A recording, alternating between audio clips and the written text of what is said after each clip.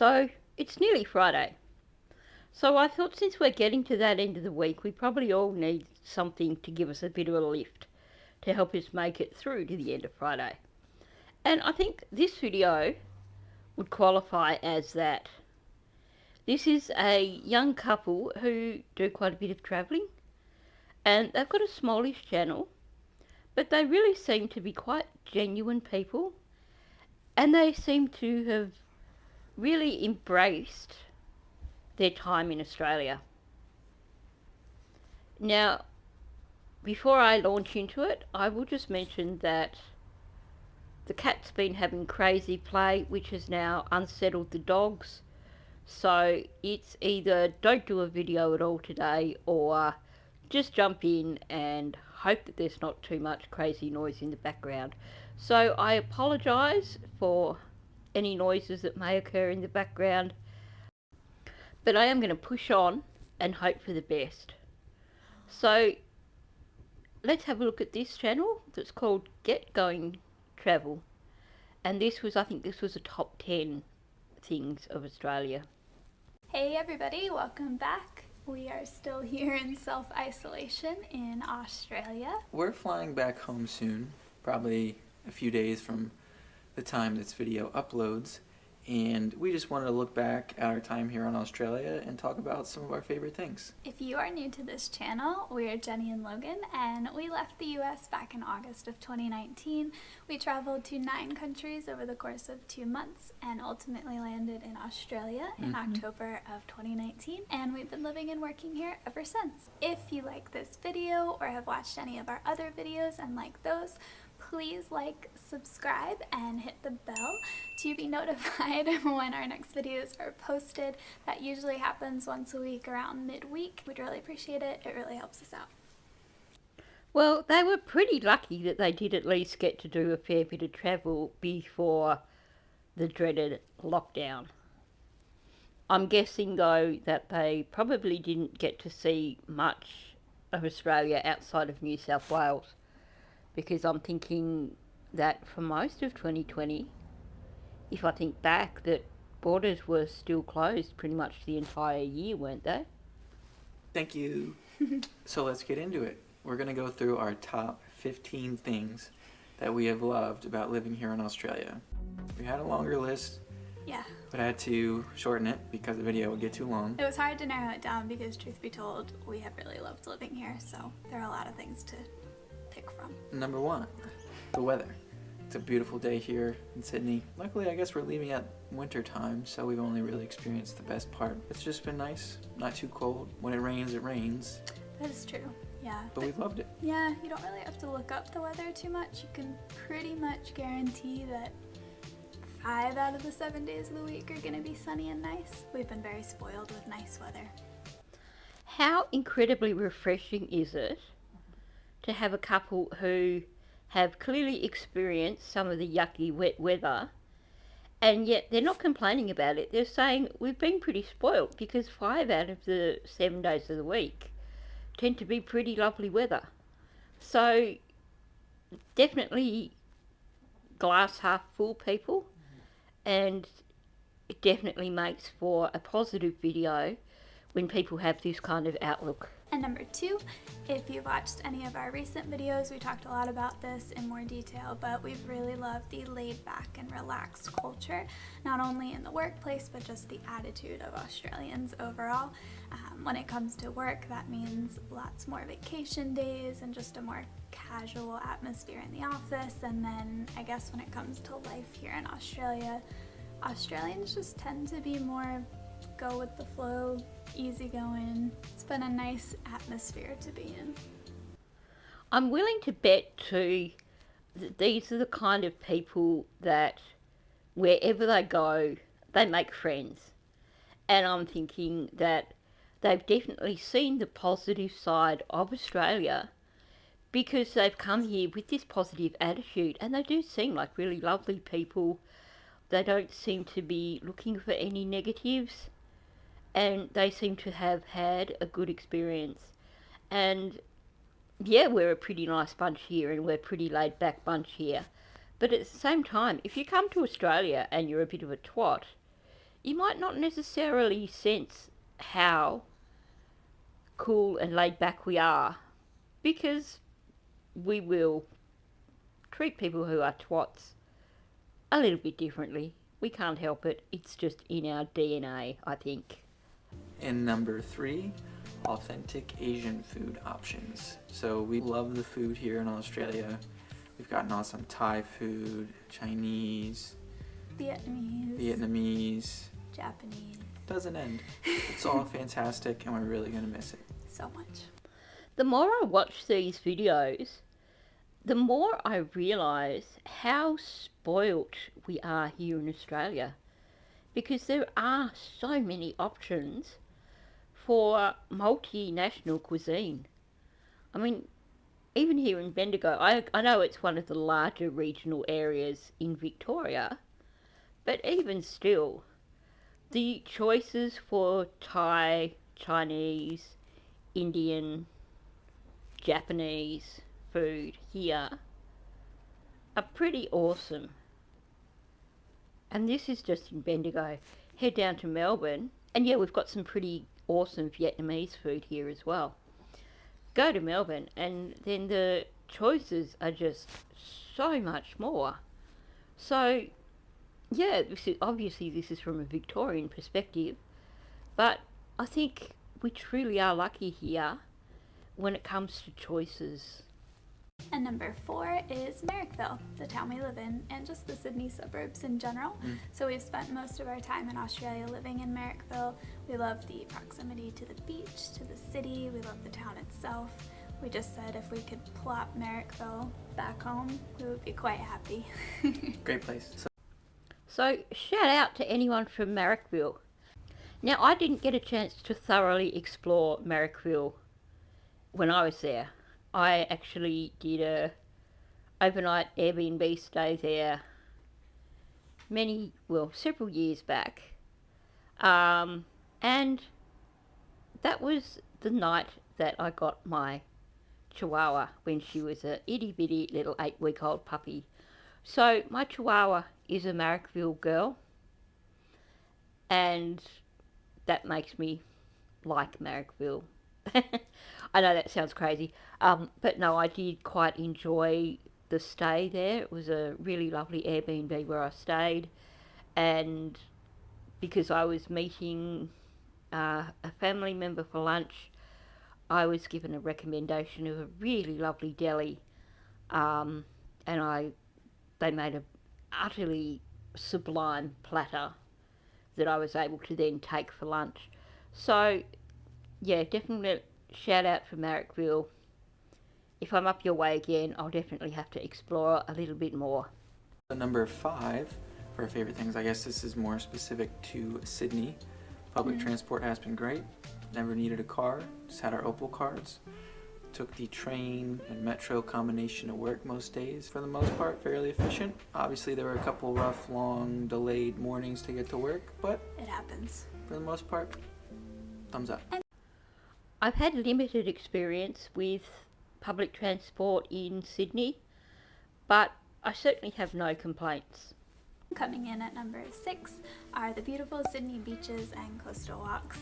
So we didn't get to spend as much time at the beach as we had wanted to because a lot of them have been closed for a while now, but we did get to go to Manly Beach. We've gone to Bondi, Shelley. I did the Coogee to Bondi walk. The coastline is just gorgeous, and the fact that you're so close to the city is just crazy. You can't beat it. I have to confess, last time I went to Sydney, like I said, I was driving because I was heading through, stopping at Merville to get my Chihuahua, and then continuing to head north on my road trip. And I was so put off by Sydney traffic, but that I didn't actually do any of the touristy things while I was there. I pretty much just shot straight on through to Port Macquarie and spent a bunch of time there. So these guys make me want to head up there again and perhaps explore a little bit more, because it's been a very, very long time before that since I was really in Sydney with time to do anything. And number 7, the fantastic wildlife here in Australia. So we didn't get to see as much as we hoped. We had quite the list of animals we wanted to go explore and see. Kangaroos, on our trip. quokkas, whale sharks. Yeah. One but, day. But we saw a kookaburra this week. We did see a kookaburra this week. That was really exciting. So, I'm a new subscriber to their channel, so I've not really had the chance yet to check out the rest of their content.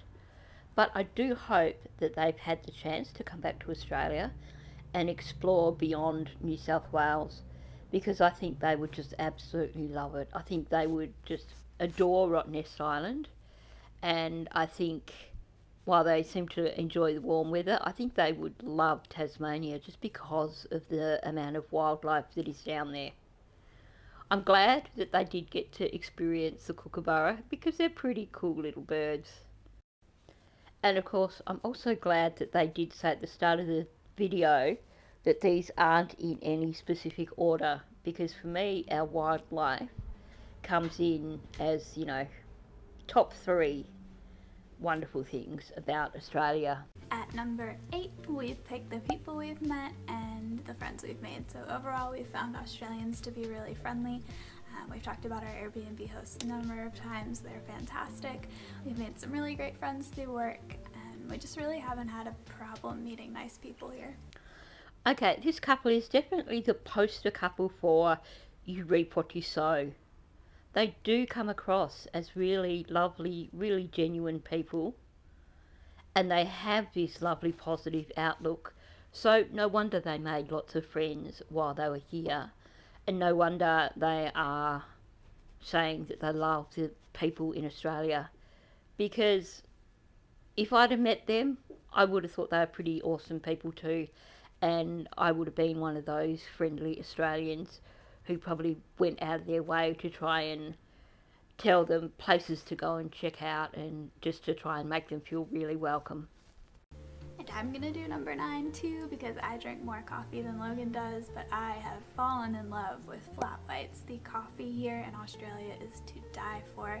It's all espresso based. You can go down to any cafe around the corner, pay $2 to $3 and get an amazing coffee.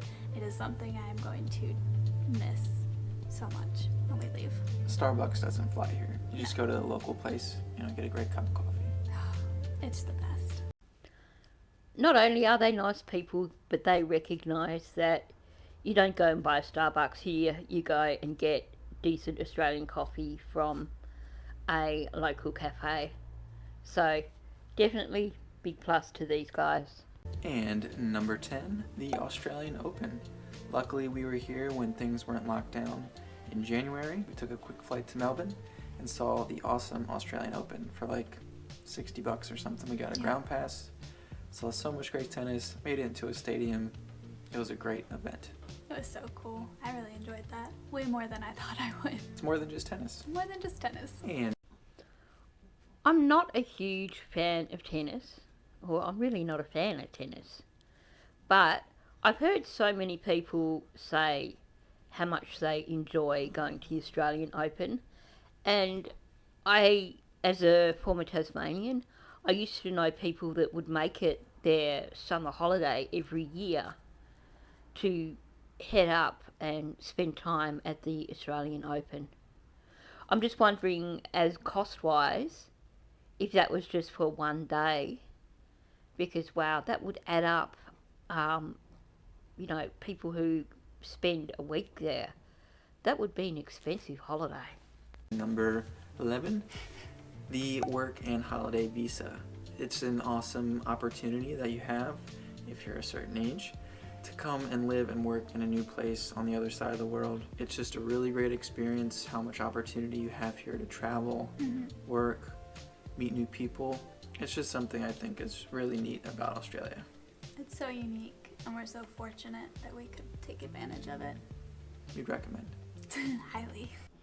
It is a pretty good way to travel when you think about it.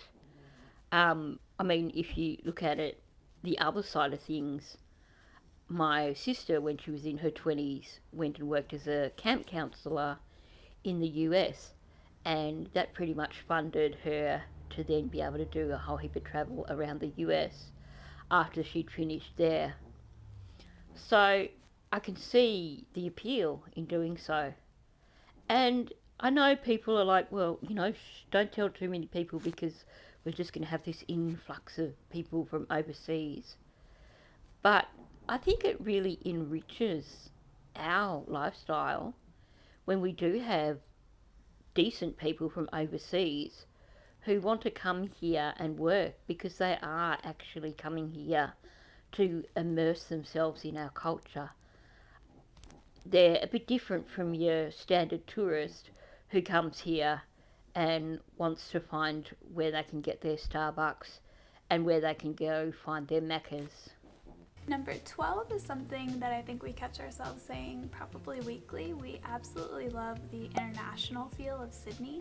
It's the most international city either of us have ever lived in, and it's really cool to sit on the train and hear a lot of different languages, so many different food options. It just feels like a very worldly city, and we really have enjoyed that about Sydney. Hey, Sydney.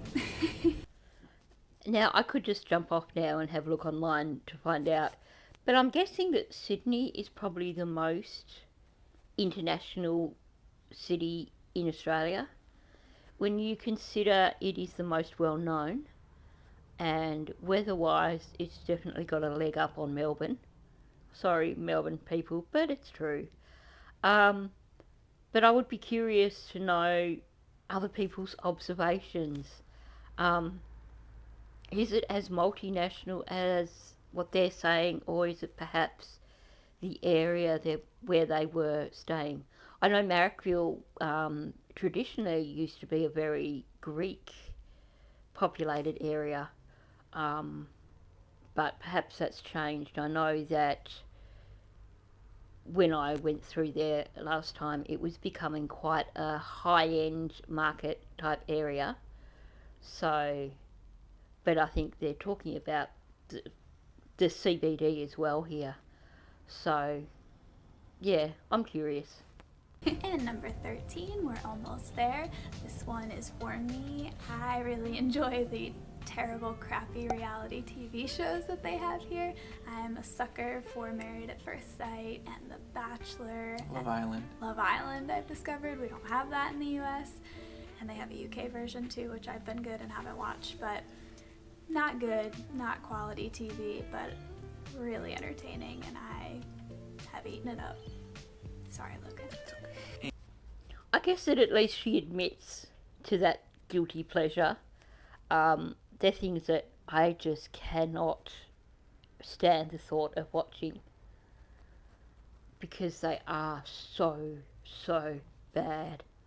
So I'm glad that she also recognises that they are pretty poor quality television. And she's not saying that Australian television is poor quality television. She's saying that these particular reality shows are. So, yeah, she's still good with me on this one. And number 14, just you have plenty of options for things to do when you're not in lockdown.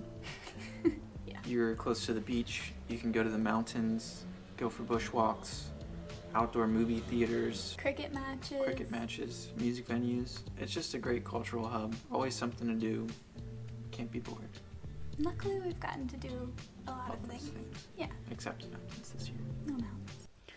Damn. I hope that they actually have had the opportunity to come back and really, really experience Australia, because it sounds like they just would have embraced so many different experiences in so many other places had they been given the opportunity and not been in lockdown for much of their stay.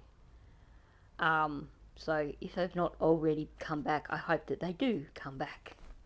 Finishing off the list at number 15 is contactless payment. It's been really handy, easy, tap and go, good to go. It hasn't really picked up in the US, maybe it has since we've been gone. We can hope it's just made life really convenient.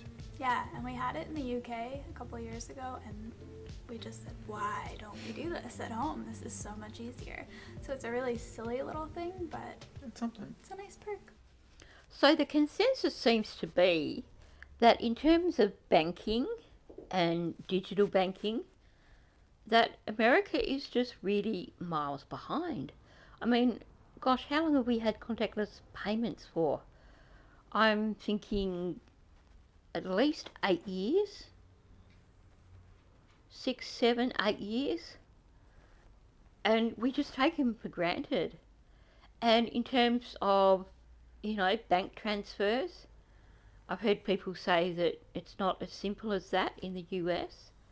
Whereas, how easy is it to just hop on your phone and pay all your bills, do all your banking, etc., just sitting at home. And apparently they're not quite at that point yet in America. So kudos to us, I guess.